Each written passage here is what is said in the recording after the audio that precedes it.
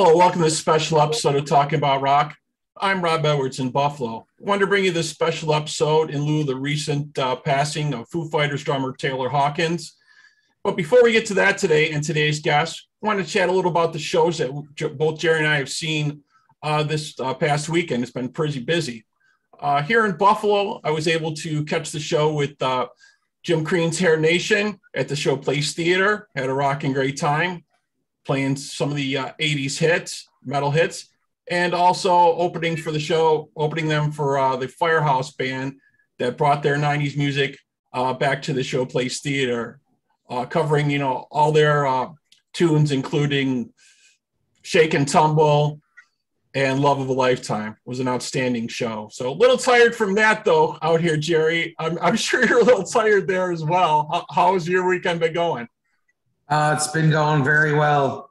I posted some footage yesterday of Jasmine Cain. I believe you were watching the live feed late into the evening with me last night. And I don't know why I haven't discovered this three-piece before.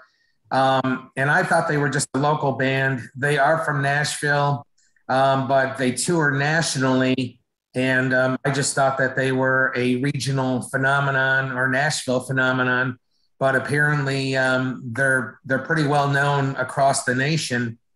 They played a ton of originals last night with some nice 80s stuff thrown in.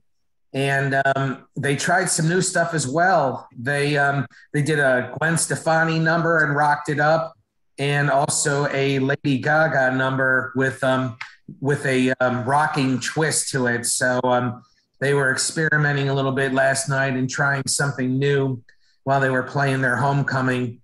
And it appears that they are friends of the show now, and we're probably going to get them on in the next week or two. So that'll be very good.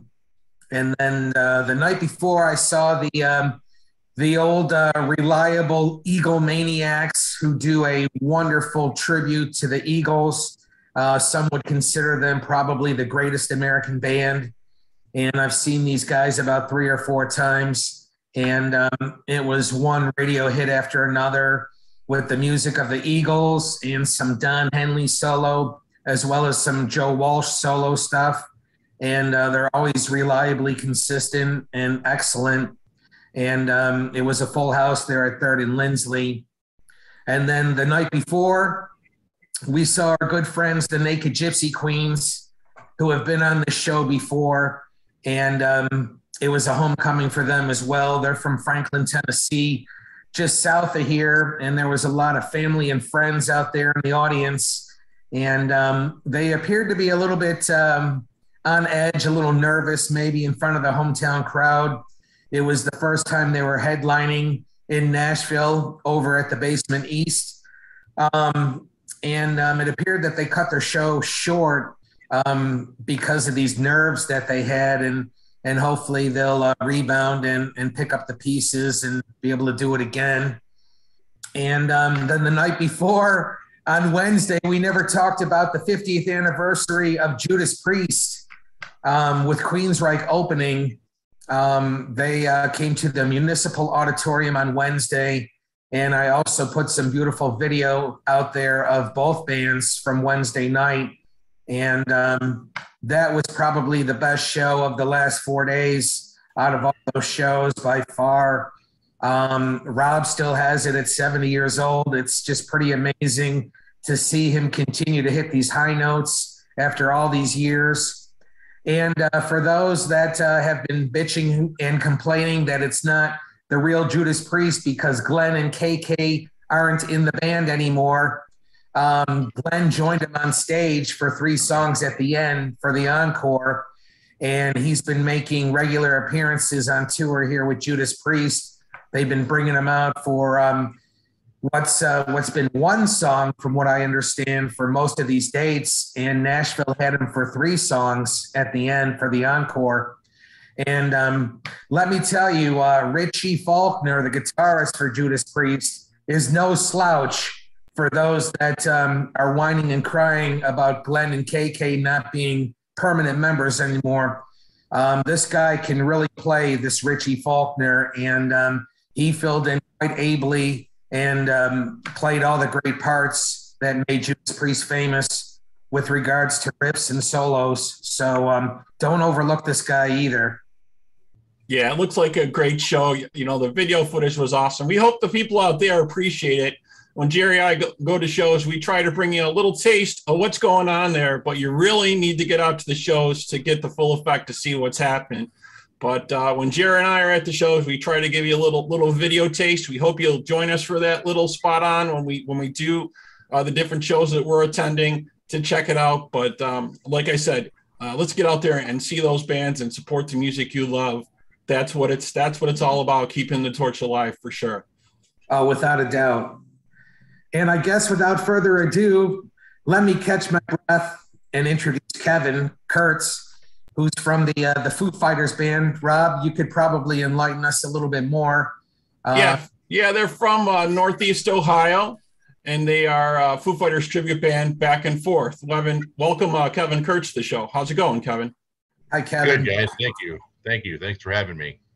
Absolutely. Yeah, we're really glad to have you on the show. It's obviously a very sad time right now for Foo Fighters fans and kind of an uncertain future, kind of what's going on right now. Unfortunately, maybe you can give us your take on the situation. I've been reading up a little bit on it, and I know that Taylor has had battles with his demons for a while now.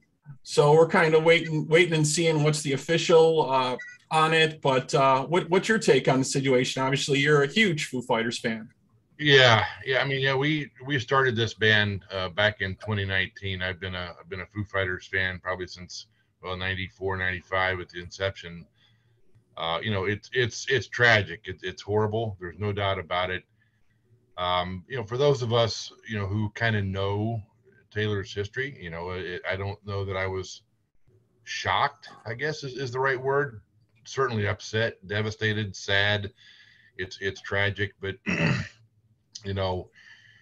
anytime you hear that somebody has passed, especially someone as seemingly as healthy as Taylor and as young as Taylor at 50, to lose him in kind of in his prime, so to speak, knowing what you know about his past, though, you just kind of just shake your head and say, I hope it's not what I think it is, but.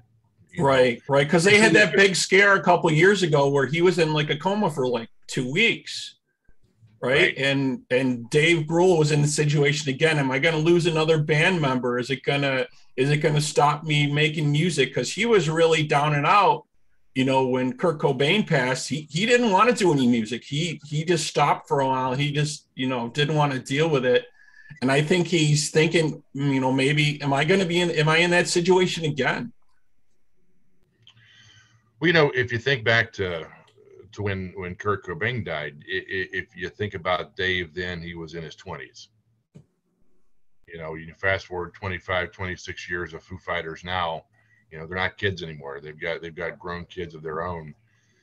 The big speculation last night, even even as we were loading in at our show last night, people were coming to ask me, hey, what do you think the future of the Foo Fighters is? And obviously nobody knows except for Dave and the people around him, but me personally, I don't know that they continue. I really don't. Dave and Taylor honestly are the core of that band, and they are the heartbeat of it, so to speak. And to think of the Foo Fighters going on without Taylor, I mean, yeah, sure, there are thousands, of capable drummers who could fill that seat from a technical perspective, but is the chemistry the same? Is the heartbeat the same? Is the creativity the same? Is the brotherhood the same? Those kind of questions. And I tell you, it would be damn tough to try to replace that. Yeah. And I know there's been a lot of documented turbulent times in the band during the creative process, when they were trying to put out albums and such. And I think Dave would take breaks sometimes and temporarily, join some other artists, for example, Queens of the Stone Age, when he joined them for a while, and some other bands, just to kind of take a break and then get back to Foo Fighters. And I think that was good for everybody, because then they moved forward. Maybe they needed that. Agreed. I certainly think Dave's not going to stand still. His wheels are always turning. And he'll find somewhere new to land if he doesn't replace Taylor. in the Foo Fighters. Agreed. You know, his creativity and his drive, I don't think is going to let him sit around and collect dust. You know, if anything, he's going to find a creative outlet in some form or fashion, which is going to be musically driven, obviously. You know, but whether it's with the Foo Fighters or some other entity, you know, it's obviously it's too early to tell. Right. And he's got the movie project, the Studio 666 movie, and the music for that's going on. So I think they're going to have to figure out a way to press on for a little while and regroup. And hopefully we'll get some new music. If not from them, I'm sure Dave will find another project and move forward with that. But so way before this, obviously you guys were tributing Foo Fighters and had your band coming together. What kind of brought that about? Were you doing other things, or did you just decide, hey, this is what we want to do? Well, we actually started kind of as your basic cover band, you know, just playing all the best of the 90s and 2000s rock that we could come up with. And we always seemed like we were talking about throwing more and more Foo Fighters into our sets until it became kind of a staple of our show, you know. And then I got the guys together at practice one day and I said, hey, you know what? We do the Foo Fighters really well. You know, and I think we all really enjoy the music, and and it's so diverse, you know, and it kind of captures all different types of rock, you know, anything from soft rock like Big Me all the way up to White Limo, where it's just a screamer. You know, if you can play anywhere in between. So it kind of covers all the genres of hard rock, and the guys, I think they kind of thought I was nuts at first, and they probably weren't super fans of the Foo Fighters like I was. You know, they didn't know every single little detail like I do, but they kind of followed my lead and said, you know what, let's give it a shot. And in 2019, we changed over to all Foo Fighters. Brilliant timing on our part. We actually got started in late 2019, played our first show in January of 2020, and it went on an 18-month COVID hiatus. So right, along with the rest of the world. Yeah, exactly. Yeah, we didn't get off to a stellar start. Yeah, but you know, but at least it gave us time to kind of go, okay, let's go back and woodshed. If we're gonna do this, let's put a great show together. We pattern our show after the Foo Fighters live shows. So a lot of the versions of the songs we play, we do the live versions thereof. So we'll throw a lot of interludes and outros of things that people kind of go, oh, that's kind of neat, and then they'll go, I think that's the way the Foo Fighters do it. Times like these, Best of You, even Pretender, we extend that out. We've got a 20-minute version of Monkey Wrench, which is at the end of the night. So we have a lot of fun with it. Last night's show, we played almost 3 hours. You know, I think everybody had this kind of nervous energy about them. We just wanted to keep playing, and we just kept cranking and cranking and cranking. I can feel it a little bit this morning. I'll be honest with you. You know, playing right. playing Taylor's parts for 3 hours. That guy's an animal. There's no doubt about it. But you know, that's kind of where we got our start. Okay, yeah, and I watched some of your videos and stuff, and I really like Donnie, your vocalist. You know, really sounds great as well, doing the stuff. You know, it's really nice. And I myself, coming from the 80s genre, wasn't really so drawn to Foo Fighters because obviously that was a change in music big time, right? For us, from what 80s music was. That when Nirvana came out, that was the signaling the end for us of heavy metal, and a new version of music was about to come out with grunge metal. So it really changed up things for fans of music like ourselves. Yeah. Gave a totally different sound, totally different look to what came out, but really produced a lot of bands with a lot of longevity to come about after that, which was really great music. Well, I think the Foo Fighters were a little bit more upbeat and happy than the dark and more depressing Nirvana. And I think Dave did a 180 when he started the Foo Fighters and went in a different direction with something maybe a little bit more positive and not so dark. Yeah, I would tend to agree, but he has gotten darker and he has gotten heavier in certain times. but he's labeled it non-Foo Fighter material, like when he did some stuff with Lemmy, right? And he got really hard and heavy doing some of that stuff. So sometimes he breaks out of the box and does a little bit different, and then I think that re-energizes him, and then he goes back to Foo Fighters and presses on with that. But he's changed his sound a couple times, right, Kevin, over the different albums? What would you say? Oh, sir. I mean, certainly. There's no. I don't think there's a more diverse band as far as, like I said, the genres of rock that they do. If you listen to the first album, I think it was pretty straightforward, and certainly still Nirvana-ish. You still heard the same kind of melodies, in the first Foo Fighters album. Right. But, when you get into color and the shape, things started to be more engineered, more processed, a little poppier. And then you get into kind of the Wasting Light, and it got a little heavier, and then they took a big 180. If you look at Medicine at Midnight, the latest album, and kind of went disco. Yeah. You couldn't.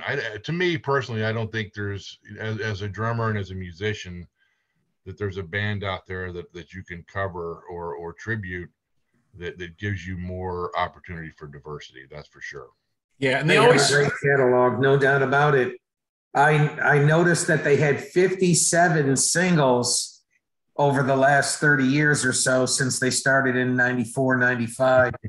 And that's pretty prolific for any band these days, to have 57 songs that hit the radio at one time or another. Yeah, and the thing that sticks in my mind too is got to be the Broken Leg tour, right? With the Throne that he made, he just keeps pressing on. It seems, he's got to regroup sometimes a little bit. But he figures out a way to press on, and he loaned that Throne to some other singers too that needed it afterwards, which was interesting. Rose being one of them. Yeah. Axl Rose from Guns N' Roses, and it's just really cool how he figures out a way to do it and move forward. But getting back to Taylor, who we really want to talk about here. Okay. I've been watching some interviews with him, and like we were saying earlier, how he was fighting with his demons and stuff. And he talked a little bit about how he thought he needed to fit into the rock and roll framework. If he was going to be a rocker, this is kind of how you had to act. This is how you kind of had to be. And I think it was taking him a while to get that out of his head. You don't have to be the partier. You don't have to, be doing this and that. You just have to be an artist and make music. So I think he was still fighting a little bit with that. I would agree with that. I think you're probably referencing the part of the Back and Forth documentary where I think he was coming off of a plane or whatever, and he had a drink in one hand and a cigarette in the other hand, and he was just kind of talking about, the living the kind of the bullshit rock star lifestyle, so to speak, and I think he even referenced Keith Richards in that conversation. But I would like to think, because I think early on, obviously he didn't have the wife and family and the commitments and things that he's got now, that through the years he matured and learned from those kind of mistakes and evolved as a musician and as a human being, so to speak. So I certainly think he had the opportunity and to right those wrongs and to exercise those demons. So it would be, I would be heartbroken to find out that, that the drugs were ultimately what took him down. But, not to speculate on all the things you read on social media and all the things that people like to talk about and the rumors. So, but it sure feels like it's headed that direction.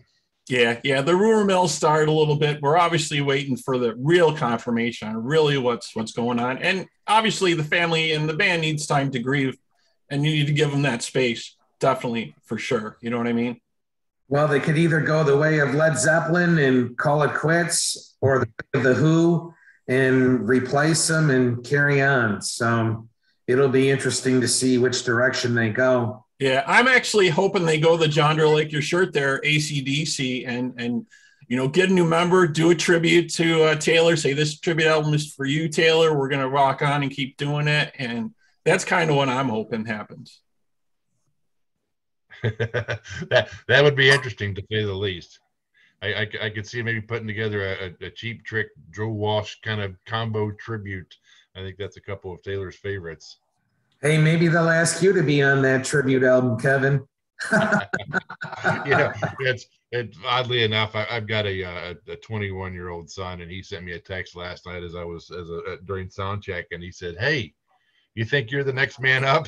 I said, as good as I think we are, I'm pretty sure our little tribute band is nowhere on Dave Grohl's radar. I said, I'd like to think maybe in some universe that he would run across us on YouTube. But the reality is he probably doesn't know we exist. Yeah, I'm sure. Yeah, I'm sure he has his little universe of friends that he'll be checking out eventually when he feels he's ready. But how many times have you actually seen them perform? I'm sure quite a few, probably, right? I've actually seen them twice. Once on the Collar and the Shape, and again on the Wasting Light tour. So yeah, I've only seen them a couple times. I saw them 3 years ago at an outdoor festival in Franklin, Tennessee, called the Pilgrimage Festival, that happens in late September every year, and they headlined the show. And they were just phenomenal. I was blown away seeing them for the first time, my one and only time, I believe. Sometimes the concert attendance gets blurred. I've seen so many shows over the years, but I believe that was my one and only time seeing them. And I really can't wait to see them again. And do hope they carry on because it was just a phenomenal show. And they went for about 2 hours. Nice. The very first time I saw him was in, I think, 95 at the Agora Theater here in Cleveland, Ohio, and Taylor had just joined the band.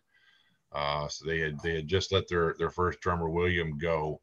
And it was funny because you could tell Taylor was still learning the songs. Some of not only the songs from the first album, but some of the stuff that Dave had just written, and the Collar and the Shape had just come out. And there were a couple of times when Dave would turn around to Taylor and kind of motion to him like, "Hey, this is the part where you're supposed to start," and he would kind of laugh and start playing. But I remember that very well, because knowing as much as I do about the Foo Fighters, I would laugh and say, "Oh yeah, he forgot his fill right there." And so right. Well, you're the drummer, so you're watching him all the time. You're watching the drummer for sure. Yeah. And on that tour, it was really cool because they did a dueling drum solo. I don't know that they still do that, but there were 2 drum sets on the stage, and they played a whole song where it was Taylor and Dave back and forth on the drums, and it was just unbelievable. There's actually a kind of a grainy old YouTube video somewhere out there.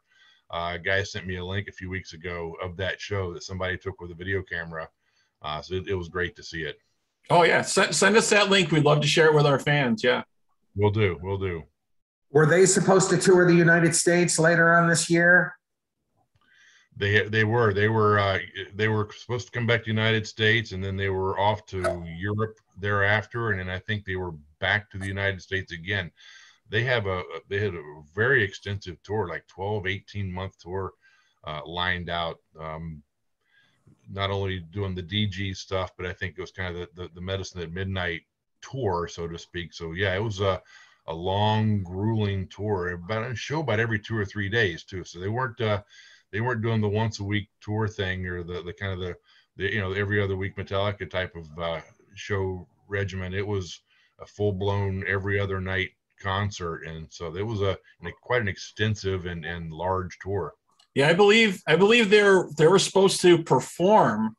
They were getting ready to perform when the news came out, and they had to cancel the show at one of the shows they were at when they got the news about Taylor. I mean, they were booked on a show. The audience was there at the venue, and they had to cancel their performance. There were a couple other bands, but they had to cancel their performance, and obviously, didn't share it with the crowd until afterwards. But it was like they were supposed to perform that day. I think it was like a South American version of our Lollapalooza. And about an hour before the Foo Fighters were scheduled to take the stage, someone came out and made the announcement, and I can only imagine what it would be like to be standing there and to get that kind of news at that moment. I can't get my head around it. Were they the headliners of the show, the festival? Yes, they were. Yeah.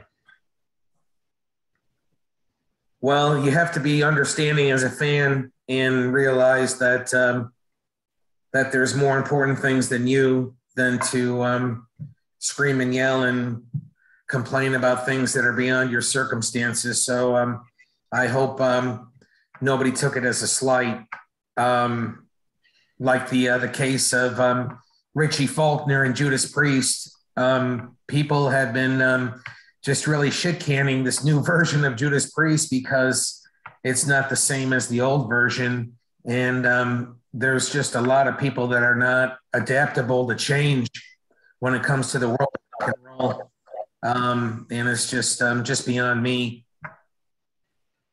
I never really understood that. Yeah, I mean, most of the bands, with very few exceptions, maybe Aerosmith and Rush, when never really changed their core lineup, although it could be argued that Rush did off the first album. But to me, going to listen to Judas Priest music now, I don't think they could replace maybe Rob Halford. Obviously Tim Owens did for a while there, and I'm sure there are Ripper Owens camp members, and then there are the Rob Halford camp members, and I don't know if there's a big crossover between those two. I have no idea. I know Tim is from our area here. He's got a pretty sound fan base, and we're all fans of Tim's and Ripper, as they call him. And so, I'm like you guys, hard rock, heavy metal fan my whole life. Didn't really get on the Foo Fighters camp until I was probably in college or thereafter. Grew up on all the Kiss, Bon Jovi, Aerosmith, Van Halen, Rush. Even it's funny because, not to get too far off topic here, but when I heard that Taylor had died, I think it was Friday night around 11 o'clock, my phone starts blowing up. There was a Rush lyric, "We're only immortal for a limited time." Yeah, Dreamline. That's it. I couldn't think of the song, but I knew for some reason that lyric popped in my head, and I thought, boy, is there any situation in life, good, bad, or otherwise, that Neil doesn't know how to frame in a lyric? So I totally agree. Probably the most amazing lyricist we ever had. Definitely. You could sit here all day and debate Rush lyrics, and I know Gerry and I could, because we're huge Rush fans. But kind of getting back to what you're saying a little about replacing members and having people, and specifically Tim Ripper Owens from Judas Priest. We had Tim on the show back a couple months ago. Great guy, great singer. Love his performances. He had a hard job stepping into the role of someone that had defined a band, had defined a persona. You know what I mean? It was tough. He covered the song great, and I thought he did a great performance. You know what I mean? But I'm sure that shadow hung over him, as it probably does to lots of people when you first replace someone in a band. You know what I mean? You go out and you do those first couple of shows, and fans are not happy about it, and they let you know it. Usually, you have to win them over. Yeah. You know what I mean? In any situation like that, So it'll be interesting to see definitely what happens with the Foo Fighters and what they decide to do. Well, I think there's so much love for the Foo Fighters by their fan base that they would be warm and welcoming to whoever replaced Taylor in the band, if that's what they decide to do. I don't think the fans will poo-poo them by any means for bringing in somebody new, because they really have no choice with the guy not being around anymore. So right, exactly. It would be illogical otherwise. You're just in a position of, what are you going to do? What can you do? So right, kind of back to the AC/DC, Bon Scott, Brian Johnson type of thing. Right. Yeah. Well, there are some iconic figures, like when you talked about Ripper stepping into Rob Halford's role. You know, could somebody ever replace John Bonham? Could somebody ever replace Neil Peart?